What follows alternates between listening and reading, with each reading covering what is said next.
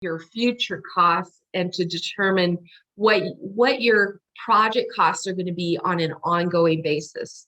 You're going to use this for each alternative. In this exercise, we're only going to do alternative 1. However, normally you would have future operation costs for each of your alternatives that you have provided for analysis and review. The outcome is you're really going to be able to see that difference between the current baseline operation costs and the future operation costs.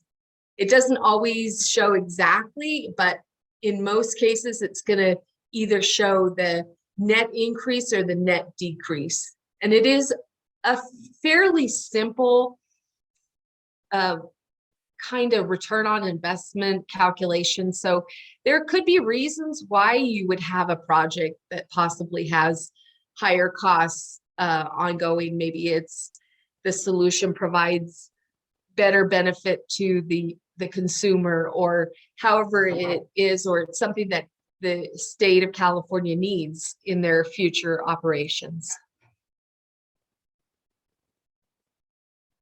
So a couple quick things to keep in mind is, again, those estimated dates, if you know them.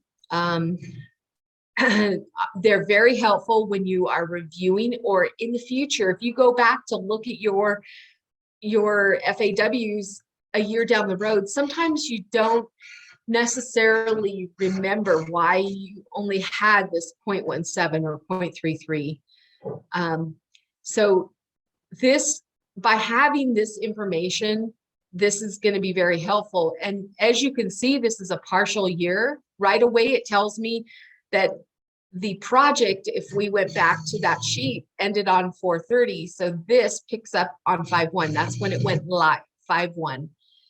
Now, we cannot use that 5/1 to determine our ongoing costs because it's only a partial year. So you wouldn't be putting 1, you wouldn't be putting 2, you'd be putting the prorated amount for the 2 months that are at 5/1 to 6/30. The next year in our example would be the following fiscal year, a full fiscal year. If it's a full fiscal year, you don't necessarily need to note that it is. It's more or less, probably the assumption would be that it's a full year unless it's noted.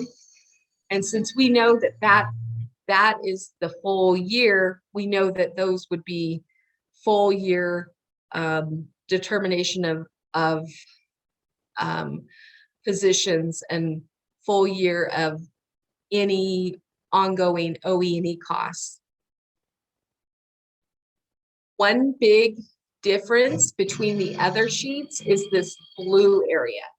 The blue area includes those positions that are IT, designated as IT. It does not calculate in this blue area any of the program positions. I'm only talking about this blue area and then this blue area. And then also when you're doing this, you're going to enter what is your final M&O year. So this would tell Department of Technology, would tell Department of Finance, this is the year you consider the cost to be ongoing, that this is what you need for your IT project to be successful on an ongoing basis. You'll notice that over here, it wasn't 2 years because there's 2 fiscal years. It was prorated to show the number 1 and 2 months. So if we did the calculation, we would do that similar calculation that would determine that we could, so we would do, I believe the way that it was done is 22 months divided by 24. Or divided by 12, which is 1 year and 1.67. So that this average costs column will calculate correctly. If you put 2, it's going to reduce the average costs significantly because you're only showing a partial year here.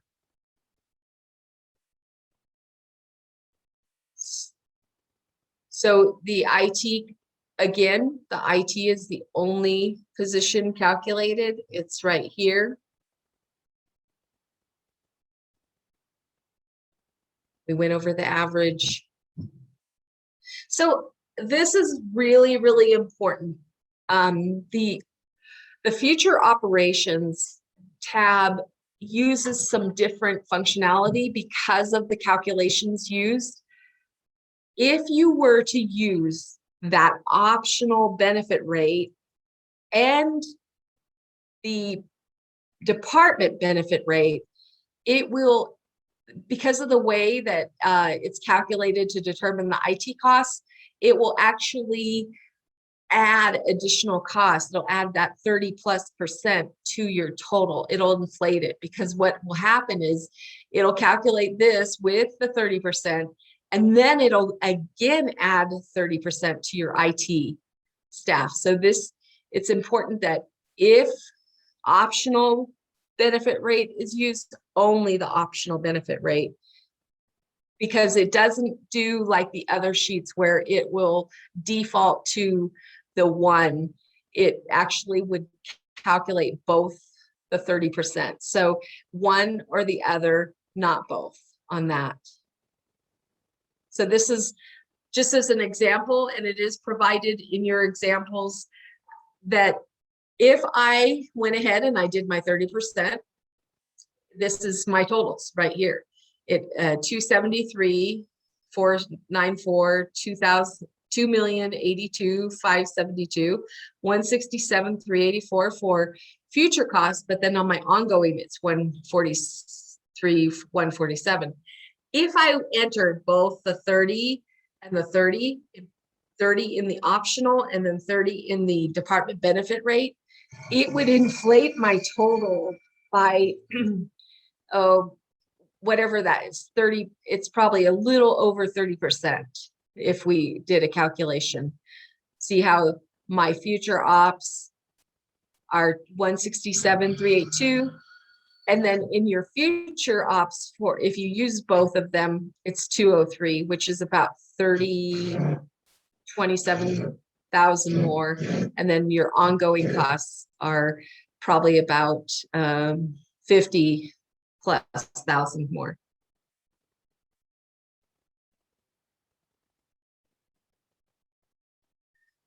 So this is another area that is provided on the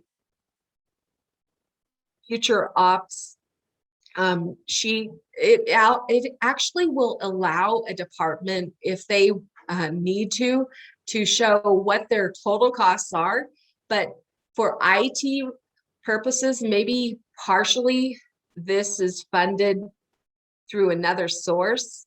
So if we went ahead and we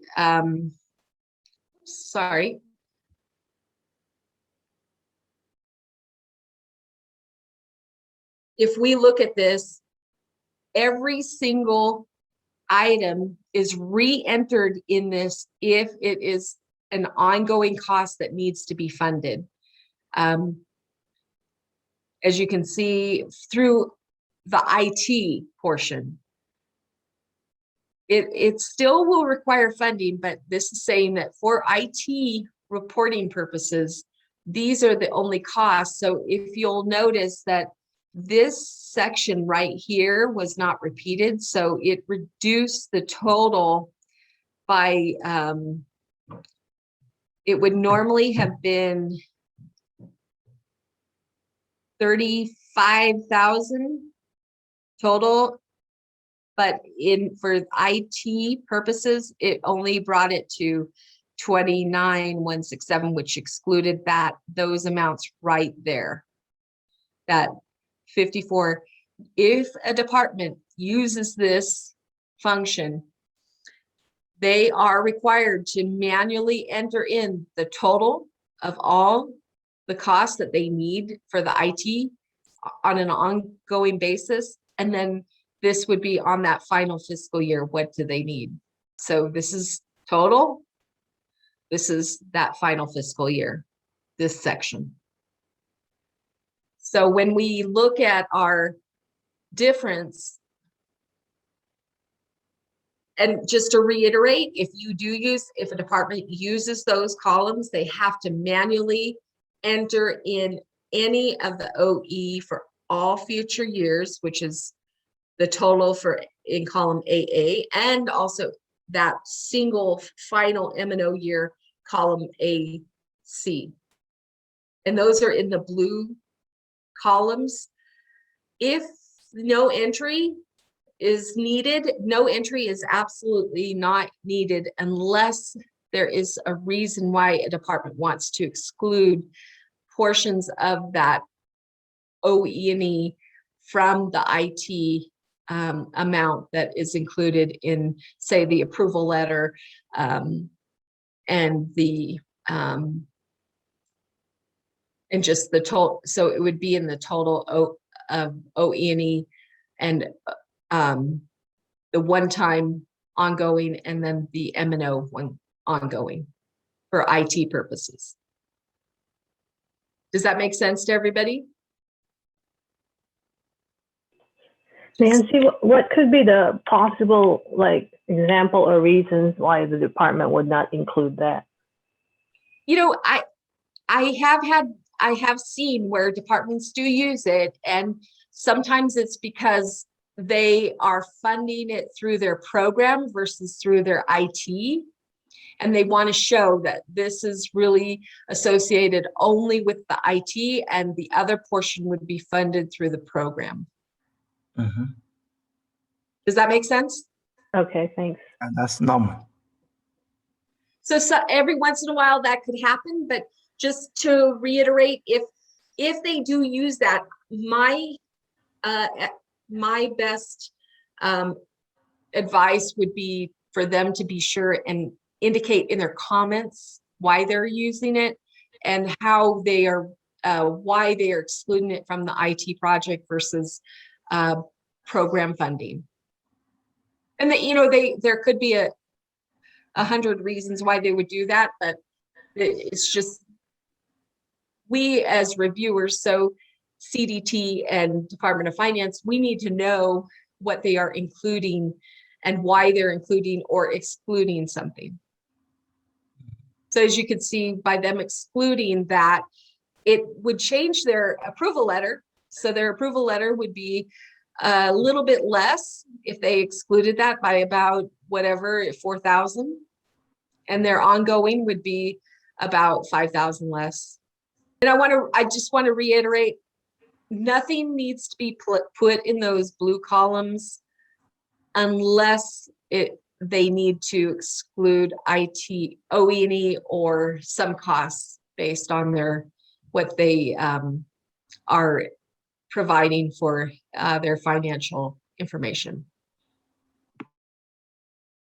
Okay, so this actually shows the differences between the two if the optional section was used. We see that, you know, you have portions that were excluded. It automatically changes the totals if you do use these optional blue sections. You don't have to, but you'll notice how they do change executive cost summary based on what you put in this. If a department chooses to use this, it will change what, say, their approval letter. Their approval letter on this one would say that they needed 273,494 for planning. They needed 2,082,572 for project. For future, they needed total 167,382, and then on an ongoing basis, they needed 143.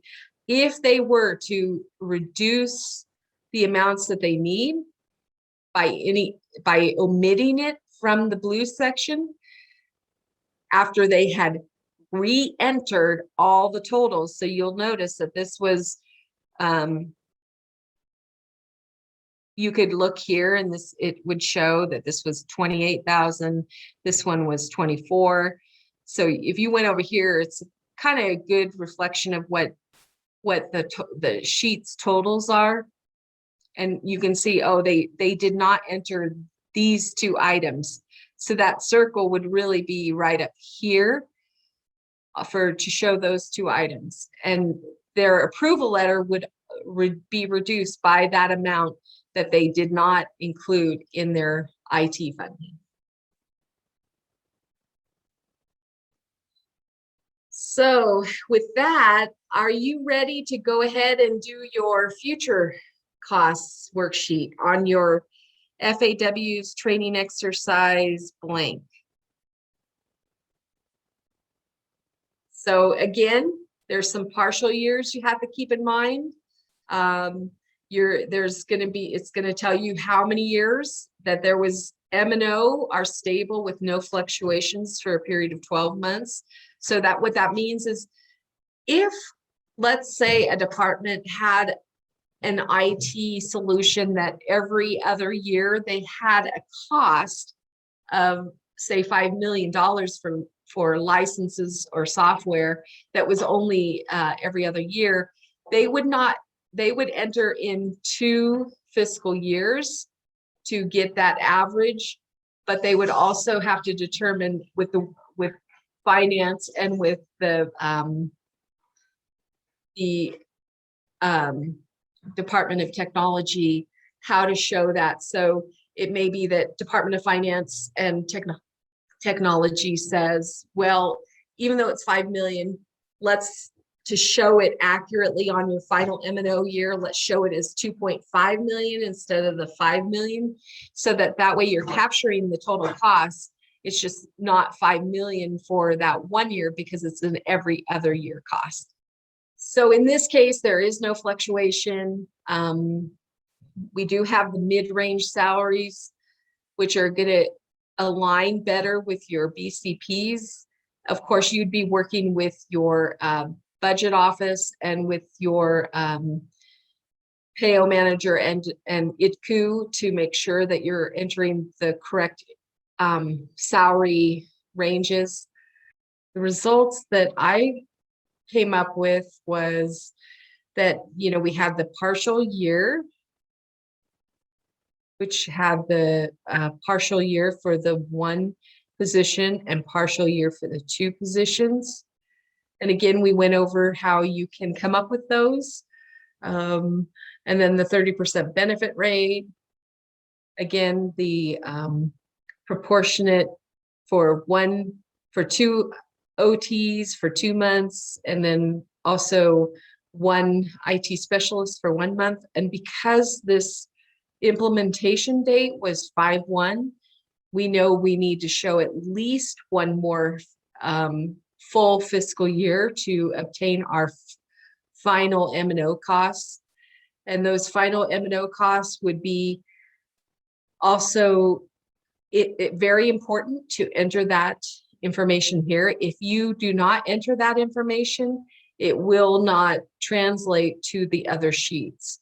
So it is important that whatever your final M&O year is, that you also enter it here so that the sheets can calculate correctly what your M&O needs are. Additionally, because it was 1 year, 2 months, the calculation was not 2 fiscal years. It was 1 and 0.17, which is that 10 months divided by the 12. And then that gives you your more accurate average costs. And again, your existing staff would be entered in your existing section. New staff would be entered in the new. These positions, we went over the other day that even though you might have already requested the OT, you continue to show it as a new staff because they are continued throughout the project. So you would continue to show them. Going down to the OE&E section, we are showing that proportionate amount, that prorated amount for the cloud services, and then the full amount, what you would need on an ongoing basis to provide those cloud services. So in this case, it was $2,000 a month. This one was 2,000 a month prorated for 2 months. These down here, it was that annual cost. The annual cost for the software service for software support, and then also for repository support. So both of those were prorated, and these are the full amounts, 1,000 each year, 5,000 each year on an annual basis. Everything is calculated here as both IT and program totals are here. The IT only calculations are in the blue section, and they're automatically calculated.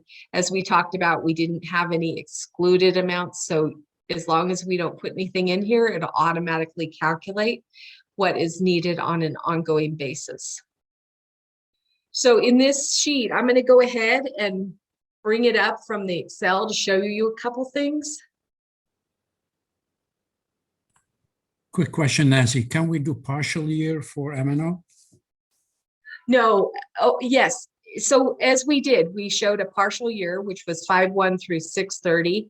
And again, if you have a partial year and you're not able to enter this information, a couple options: you can contact your PAO manager, or you could also enter in the comments.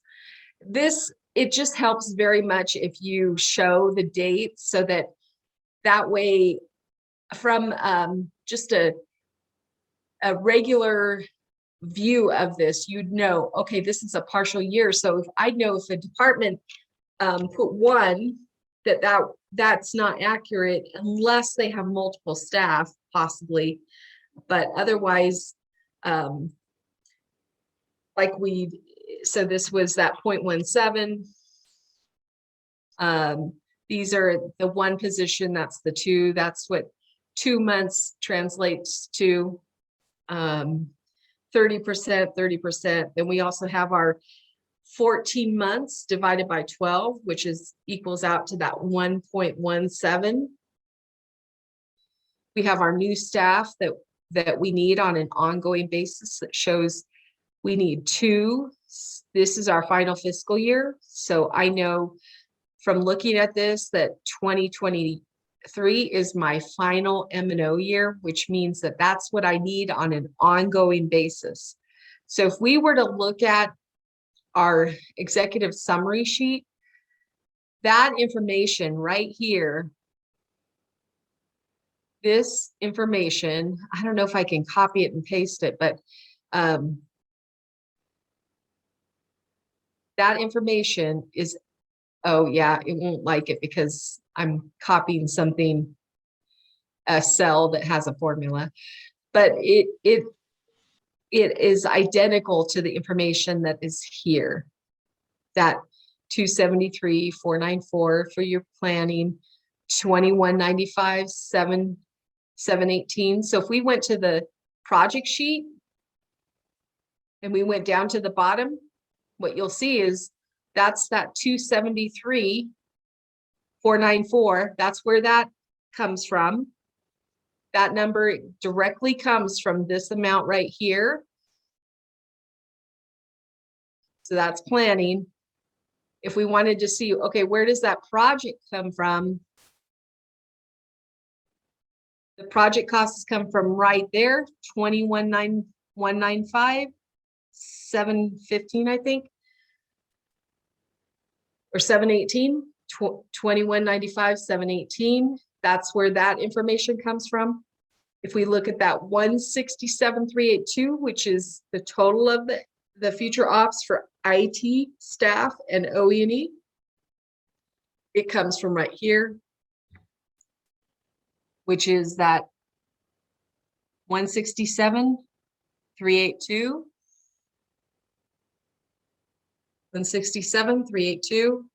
If we look at the 143,147, go back here on that final M&O year, the AC column, 143,167, that's where that information comes from.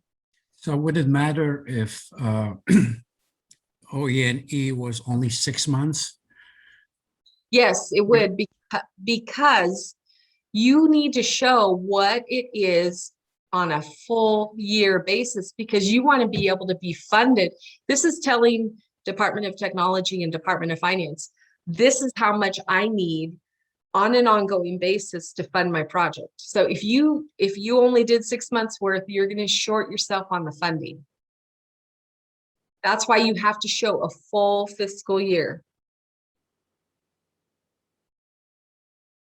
Does that make sense? Yes, it does. Thank you so much. Mhm. So if you only had 6 months, you're really going to have to, and it ended on June 30th, you're going to have to do the July 1st through the June 30th to show the full and identify which one is the full fiscal year. But And you'll note, what you'll notice is if I go here, 0.17, and I go to the project for that same year, 21, 22, if I go back up here to 21, 22, guess what? 0.83 and 0.17 equal one full position. It's just that it was split between project and future ops. But Nancy, how do you handle not all contracts are executed on a fiscal year, on July 1. So if a contract is executed in November of, such and such, then that's the partial year. And a contract, when you do optional years, it will be an optional year effective the following, let's assume it's a 1-year contract and we got optional years.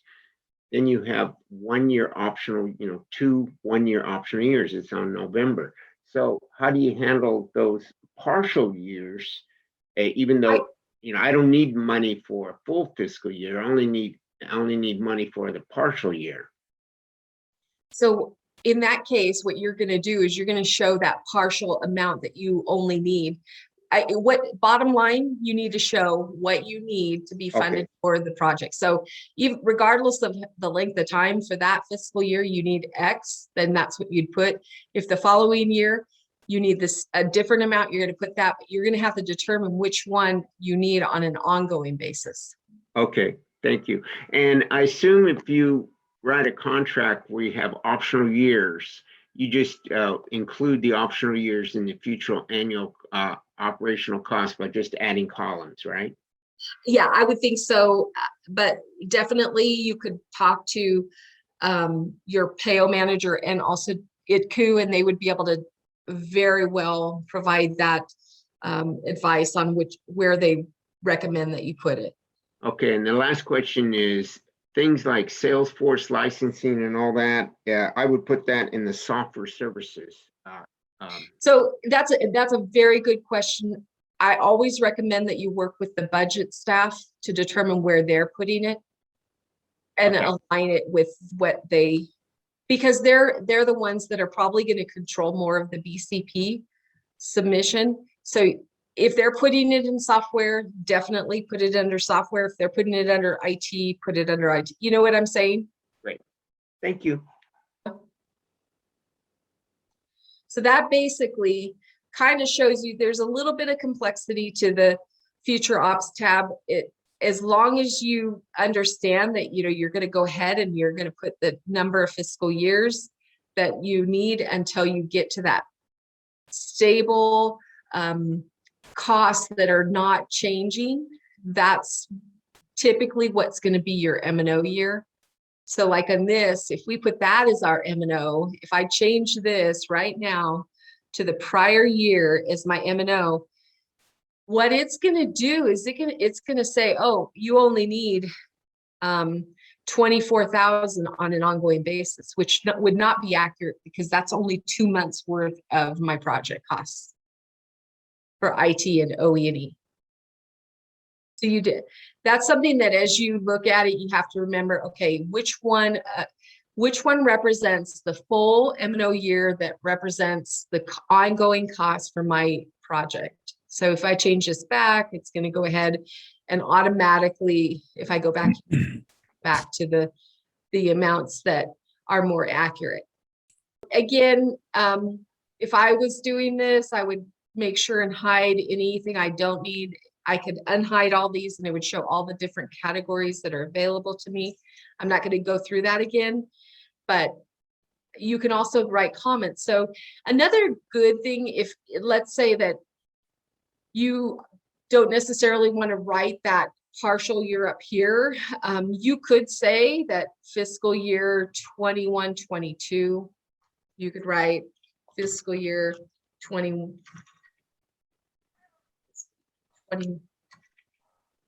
21, 22, partial year, 2 months, which was, what was it, April 1st through June 30th, 2022. You know, you could, these notes are really designed to help you when you go back to review this, or to help CDT when they reviewed, or the Department of Finance, to help everyone be on, so that they're all on the same page when it comes to reviewing the documents. Additionally, you know, of course, you can unhide columns here that would allow you to enter in more years. If, let's say, you had some fluctuating costs and you needed to show that, you could do it under this section.